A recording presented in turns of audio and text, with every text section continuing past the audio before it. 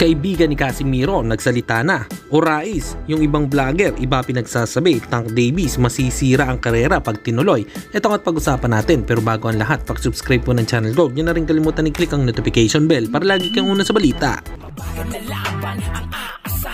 Balita sa mga pambato na isasalang, pasabog na video, lahat yan nandito. Nino Cruz TV ang iyong paborito. Pag-usapan nga po natin mga kaboxing, tila may lumabas na balita. Ayon sa coach ni Gervonta Tank Davis na si Calvin Ford, sinabi niya sa isang interview sa Rise Podcast na may malaking paparating na laban ang kanyang alaga. Kaya naman tahimik lamang ang team ni Davis dahil may big fight na inaayos ngayon.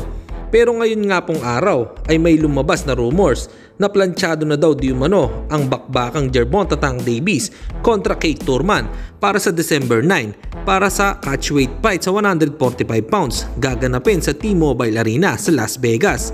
Kaya abangan na nga lang natin ang susunod na update nito dahil kung matuloy ito ay isang magandang bakbakan ito sa pagitan nilang dalawa.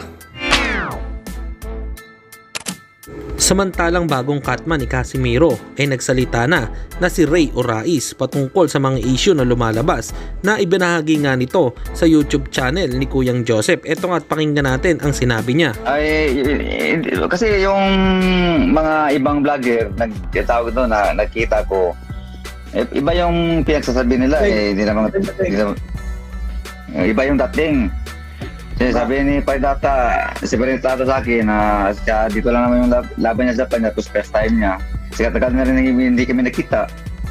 Siyempre, sabihin ako na ako lang yung mag-assist sa kanya. Yep. Kasi nandito ako eh.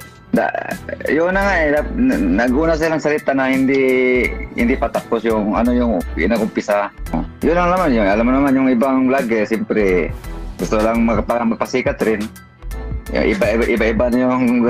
hindi natin napansin yung mga ganyan. Yung iba yung pasikat.